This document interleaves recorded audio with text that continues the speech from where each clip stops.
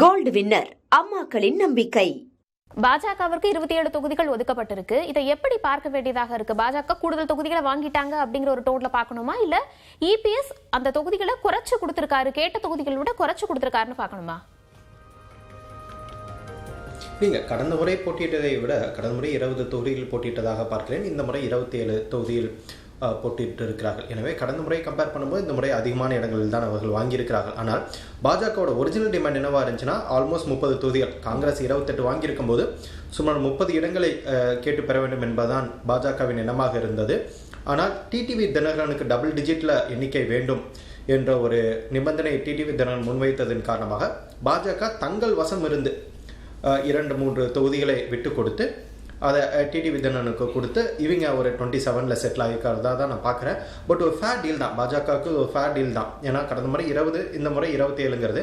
அதே மாதிரி நமக்கு கிடைத்துள்ள தகவலின்படி அமித்ஷாவுக்கும் எடப்பாடி பழனிசாமிக்குமான அண்டர்ஸ்டாண்டிங்கே இதுதான். அதாவது சட்டமன்ற தேர்தல் என்பது எடப்பாடி பழனிசாமிக்கான தேர்தல். எனவே அந்த தேர்தலில் அவரை ஃப்ரண்ட் மேன் அவுட்டு அவருக்கு என்ன கேட்குறதோ அதுக்கு பாஜக அகாமடேட் பண்ணிட்டு போகணும்.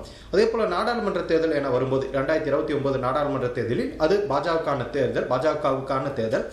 அந்த தேர்தலில் எடப்பாடி பழனிசாமி ஒரு சில சமரசத்தை செய்து கொள்ள வேண்டும் என்ற ஒரு ஒப்பந்தத்தில் தான் ஒரு புரிதல் தான் இரண்டு கட்சிகளுக்கும் இடையே இருப்பதாக தெரிகிறது. 27 தொகுதிகளில் தாமரை சின்னத்தில் போட்டியிட போறாங்க. அதே போல இன்னும் கூடுதலாக சிறிய கட்சிகள் எவ்வளவு பேர் தாமரை சின்னத்தில் போட்டியிடுவாங்க அப்படின்னு எதிர்பார்க்கலாம். அது பாஜகவிற்கு எவ்வளவு ஒரு பலத்தை தரும்? இல்லைங்க, எந்த சின்ன கட்சியும் தாமரை சின்னத்தில் போட்டி போடுவதற்கான வாய்ப்பு இருப்பதாக தெரியவில்லை. அதில் எடப்பாடி பழனிசாமி தெளிவாக இருக்கிறார். ஐஜேகே என்ன சின்னத்தில், ஐஜேகே மைக் சின்னத்தை கேட்கிறார்கள். ஜிகே வாசன் எந்த சின்னத்தில் போட்டியிடப் போகிறார் என்று தெரியவில்லை. அதனை தவிர்த்து மற்ற அனைத்து கட்சிகளுமே இரட்டை இலை சின்னத்தில் தான் போட்டியிடுவதற்கான வாய்ப்பு இருக்கிறது. நீங்கள் ஜான் பாண்டியன் எடுத்துக்கிட்டினாலும், புரட்சி பாரதத்தை எடுத்துக்கிட்டினாலும், ஏசி சண்முகம் உள்ளிட்ட யாராக இருந்தாலும் அவர்கள் இரட்டை இலை சின்னத்தில் போட்டியிடுவதற்கான வாய்ப்பு தான் இருப்பதாக தெரிகிறது. பாஜக சின்னத்தில் வேறு எந்த கட்சிகளும் போட்டியிடுவதற்கான வாய்ப்பு இருப்பதாக தெரியவில்லை.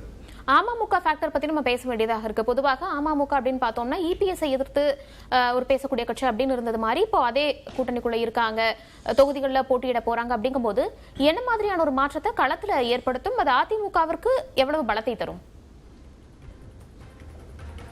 இல்லைங்க, தென் தமிழகத்தில் அமமுகவுக்கு என ஒரு தனிப்பட்ட செல்வாக்கு இருக்கிறது. அது நீங்கள் சமூக வாக்காக வேணுமானால் பார்த்து கொள்ளலாம். ஆனால் அந்த கட்சிக்கு என ஒரு செல்வாக்கு இருக்கிறது.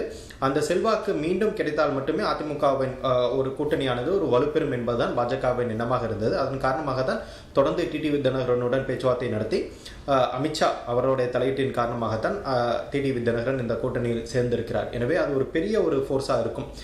அதிமுக கூட்டணியில் அது ஒரு பெரிய ஃபோர்ஸாக இருக்கும். தமிழ்நாடு தேர்தலில் அது எந்த மாதிரி தாக்கத்தை ஏற்படுத்தும் என தெரியாது. பட் அதிமுக கூட்டணிக்குள் அது ஒரு இம்பார்ட்டன்ட் ஃபேக்டராக தான் இருக்கும். எனவே தான் அதை கன்சிடர் பண்ணி தான் 11 இடங்கள் டபுள் டிஜிட்டில் வேணும்னு டிடிவி தினகரன் கேட்கும்போது பாஜக அதற்கு ஒப்புதல் வழங்கி 11 இடங்கள் பெற்றுக் கொடுத்திருப்பது மூலமாகவே நமக்கு தெரிகிறது. பாஜகவும் அதனை ரெக்கக்னைஸ் பண்ணுறாங்கன்னு தெரிகிறது. ஆனால் சசிகலா ஃபேக்டர் எந்த அளவுக்கு பிளே ஆக போகுதுன்னு நம்ம பார்க்கணும். ஒன்று, ஓபிஎஸ் அந்த கூட்டணியிலிருந்து வெளியே வந்திருக்கிறார். அதிமுக பாஜக கூட்டணியிலிருந்து வெளியே வந்து திமுகவில் தன்னை இணைத்துக் கொண்டிருக்கிறார். சசிகலாவும் இப்போ தனியாக ஒரு கட்சி ஆரம்பிச்சிருக்காங்க. எனவே சசிகலா ஓபிஎஸ் இருவருமே சசிகலா டிடிவி தினகரனையும் ஓபிஎஸ் இபிஎஸ்ஸையும் எதிர்த்து கடுமையாக களமாட இருக்கிறார்கள். எனவே அது எந்த அளவுக்கு ஒரு டேமேஜ் இந்த கூட்டணிக்கு ஏற்படுத்த போகிறார்கள் என்பதையும் நான் பொறுத்து. ஆனா டேமேஜ் அப்படிங்கிறது கண்டிப்பா இருக்கும்னு நினைக்கிறீங்களா? டு அன் எக்ஸ்டென்ட் இருக்கும்னு நான் நினைக்கிறேன் மேம். ஒரு லார்ஜர் எக்ஸ்டென்ட் இல்லைனாலும், ஏன்னா தேர்தலுக்கு ஒரு மாதத்துக்கு முன்பு வரை நீங்கள் ஜனவரி மாதம் வரைக்கும் கூட டிடிவி தினகரன் கடுமையான நிலைப்பாடை எடுத்திருந்தார் இபிஎஸ்க்கு எதிராக. இபிஎஸ் ஒரு துரோகின்னு தான் டிடிவி தினகரன் அனைத்து இடங்களிலும் பேசி வந்தார். நீங்கள் கம் டு பிப்ரவரி எண்டில் தான் இந்த பேட்சப் ஆகுது.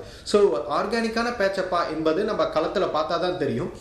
ரெட்டலைக்குங்கிறது அந்த சமூக வாக்கள் ரெட்டலைக்கு தாங்கள் அசோசியேட் பண்ணி இருந்தாலும் ஒரு பேட் பிளட் இபிஎஸ் தலைமையிலான அதிமுகவுக்கும் அந்த சமூக சார்ந்த மக்களுக்கும் ஒரு பேட் பிளட் உருவாகி இருக்கிறது.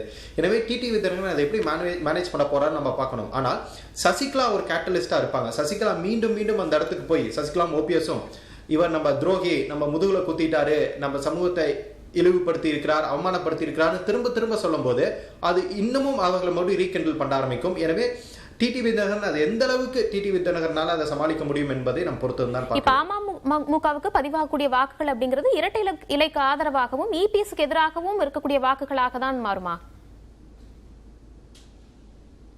பொதுவாகவே டிடிவி தினகரன் அவருக்காக அவர் வாங்கிய வாக்குகள் அனைத்துமே அதிமுகவை சேர்ந்த வாக்குகள், அந்த சமுதாய வாக்குகள்.